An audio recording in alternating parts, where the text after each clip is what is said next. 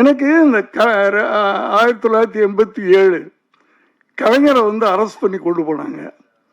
எனக்கு கஷ்டமாக இருந்துச்சு. ஏன்னா கலைஞரை நான் அண்ணன்னு கூப்பிடுவேன். என் அண்ணனை அரெஸ்ட் பண்ணிட்டு போகிறாங்க, கஷ்டமாக இருந்துச்சு. 3வது நாள் கலைஞரின் நீதிக்கு தண்டனைன்னு கதை நான் விளம்பரம் கொடுக்குறேன். அப்போ அவர் எதிர்கட்சி தலைவராக இருந்தார். எம்ஜிஆர்ன்ற ஒரு பவர்ஃபுல் பவர் ஆண்டுகிட்டு இருக்கு.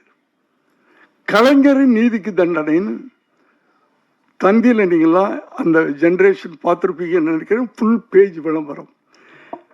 ராதிகாவை கூண்டில் நிற்க வச்சு கலைஞரை ஜெயிலுக்குள்ளே போட்டு கலைஞரின் நீதிக்கு தண்டனைன்னு படம் எடுக்கிறேன். ரிலீஸ் ஆகுது. சிஎம் கூப்பிட்டு விடுறாரு. எப்படி இருக்கும்?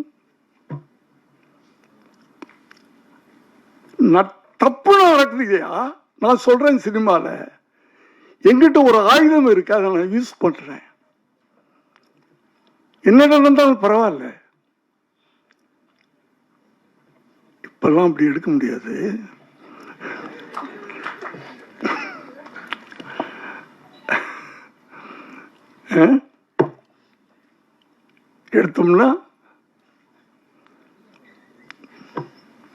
எடுத்தோம்னா யாராவது சொல்லுங்க, தைரியமா இருக்கிறவங்க ஒருத்தர் சொல்லுங்க. எடுத்தோம்னா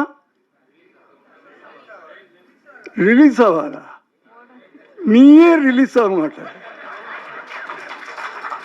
எங்கயா இருக்கீங்க?